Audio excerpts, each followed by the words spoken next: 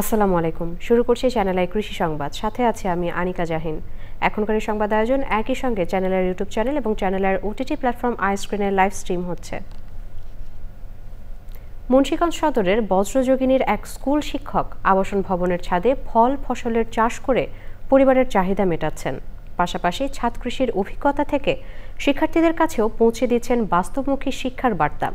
বিস্তারিত জানাচ্ছেন শাইখ সিরাজ। মুন্সিগঞ্জ সদরের বজ্রযোগিনী উচ্চ বিদ্যালয় প্রাঙ্গণের এই একতলা ভবনে বসবাস করেন বিদ্যালয়ের প্রধান শিক্ষক মোহাম্মদ জহিরুল ইসলাম আয়ুব। শিক্ষকতার পাশাপাশি গত 2 বছর ধরে তিনি যুক্ত হয়েছেন ছাদ কৃষিতে। আমি এই সাথে প্রথমে শুরু করেছিলাম পালং শাক দিয়ে, এখন পালং শাকের সিজন না, ধনিয়া, তারপরে কিছু বিলাতি ধনিয়া আছে, আর মরিচ আছে, কামরাঙ্গা আছে, মানে অনেক ফলগুলো আছে। বিশেষ করে সবজি হিসেবে মরিচটা আমি রাখি, কারণ মরিচের বর্ষাকালে প্রচুর দাম। আমরা এই সুযোগটা নিয়েছি যাতে বর্ষাকালে দামের সময় মরিচ আমার না কিনতে লাগে। এখানে যেসব ফল ফসল উৎপাদন হয় তার চারাও উৎপাদন করে সরবরাহ করেন শিক্ষার্থীদের মাঝে। মেরিটোরিয়াস স্টুডেন্ট না, তোমার 2টা চারা দিয়ে দিলাম, এদের মেহমান আসলো তাদের 2টা চারা দিয়ে দিলাম। কিন্তু প্রচুর বেগুনের তাল বেগুনের চারা আছে আমার যেখানে সাধারণ সরে ধরে। এই কাজে পাশে রয়েছেন তার স্ত্রীও। দুজনের গড়া এই ছোট্ট উদ্যোগটি এখন শুধু শখ নয়, এটি টেকসই কৃষি চর্চারও একটি নমুনা। 4-5টা রেসিপি দেখা যায় যে আমার ছাদে লাগানো সবজি দিয়েই হয়ে গেছে, খুব ভালো লাগে তখন সেটা। জনসংখ্যা বাড়ছে, জমি কমছে। মফস্বল অঞ্চলে যখন নতুন নতুন বসতিগুলো উঠে আসে তখন স্বাভাবিকভাবেই মাথায় থাকে কৃষি জমিকে গ্রাস করেই এই বসতি হয়েছে। স্বাভাবিকভাবেই তখন পরবর্তী চিন্তা হচ্ছে সেই বাড়ির বা সেই ভবনের ছাদটিকে যাতে কৃষি কাজে ব্যবহার করা যায় সেই জায়গা, যেমনটি করেছেন জনাব আয়ুব এবং তার স্ত্রী মিলে এই দম্পতি। এটি হতে পারে আরেকজনের জন্য অনুকরণীয়। মুন্সিগঞ্জ সদর থেকে শাইখ সিরাজ, চ্যানেল আই। দর্শক, এ নিয়ে বিস্তারিত প্রতিবেদন দেখবেন আগামীকাল বেলা 3:05 হৃদয় মাটি ও মানুষের ডাক অনুষ্ঠানে। সার ডিলার নিয়োগ ও বিতরণ সংক্রান্ত নীতিমালা 2025 বাতিল করে 2009 সালের বিদ্যমান সার নীতিমালা বহাল রাখার দাবিতে সংবাদ সম্মেলন করেছে বাংলাদেশ ফার্টিলাইজার অ্যাসোসিয়েশন খুলনা ও বরিশাল বিভাগের ডিলাররা।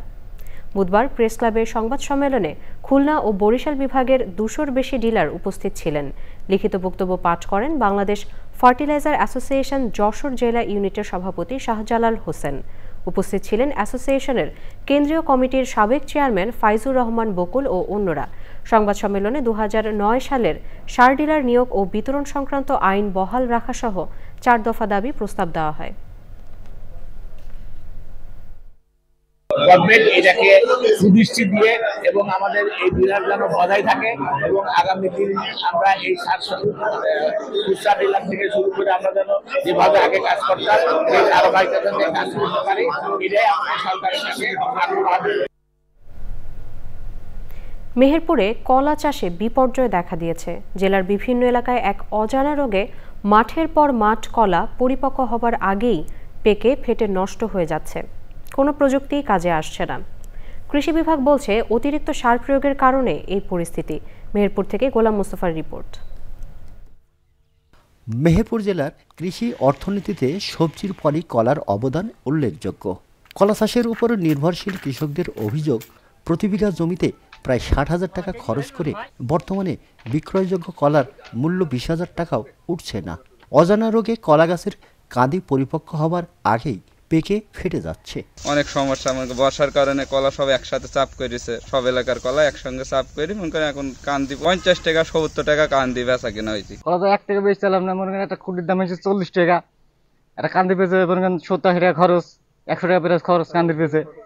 বুঝে এসে ব্যাপারিতে এসে 100 টাকা 150 টাকা 50 টাকা 60 টাকা 70 টাকা দাম কয়, তাহলে আবার টাকা উঠবে। চাষিরা বলছেন শত শত কাঁদি কলা এখন গবাদি পশুর খাদ্যে পরিণত হয়েছে। মাঠকে মাঠ কলা পেকে সব নষ্ট হয়ে গেছে। কি রোগের কারণে নষ্ট হয়েছে এটা আমরা ধরতে পারছিনি। কৃষি বিভাগের লোকজন আমাদের কোনো কেউ সহযোগিতা করে না, আর আমরা তাদের চিনি নি, তারা সহযোগিতা করবে কি করে? কলা মানুষ আর খাইছি না, বই সব পেয়ে গেছে, বই খাবেন। কৃষি বিভাগ বলছে অতিরিক্ত সার প্রয়োগের কারণে কলা গাছে এই সমস্যা দেখা দিতে পারে। কৃষকদেরকে বলবো তারা যেন পরিমিত মাত্রায় সার প্রয়োগ করে, বিশেষ করে পটাশ সার প্রয়োগ করলে কলার স্বাদ, গুণ এবং এর রক্ষণাবেক্ষণ ক্ষমতা বৃদ্ধি পায়। আমরা কৃষি বিভাগ এই লক্ষ্যে কৃষকদেরকে সুষম সার প্রয়োগের জন্য পরামর্শ প্রদান করে আসছি। কৃষি বিভাগের তথ্য অনুযায়ী চলতি মৌসুমে মেহেরপুর জেলায় প্রায় 3000 হেক্টর জমিতে কলা চাষ হয়েছে। মেহেরপুর থেকে গোলাম মোস্তফা, চ্যানেল আই। নোয়াখালীর বিচ্ছিন্ন দ্বীপ উপজেলা হাতিয়ার মেঘনা নদীতে অভিযান চালিয়ে 2টি মাছবাহী বোট আটক করেছে কোস্টগার্ড। এ সময় বোটগুলো থেকে 6400 কেজি জাটকা ইলিশ জব্দ করা হয়, যার বাজার মূল্য প্রায় 22,40,000 টাকা। তবে এ সময় কাউকে আটক করা সম্ভব হয়নি। কোস্টগার্ডের মিডিয়া কর্মকর্তা লেফটেন্যান্ট আবুল কাশেম জানান, জব্দকৃত জাটকা হাতিয়া উপজেলা মৎস্য কর্মকর্তার উপস্থিতিতে স্থানীয় এতিমখানা এবং গরিব দুস্থদের মাঝে বিতরণ করা হয়েছে। মৎস্য সম্পদ রক্ষায় কোস্টগার্ডের এই অভিযান অব্যাহত থাকবে। দর্শক, এই ছিল এখনকার মতো চ্যানেল আই কৃষি সংবাদ। পরবর্তী সংবাদ দেখার আমন্ত্রণ জানিয়ে এখানেই শেষ করছি। সবাইকে ধন্যবাদ।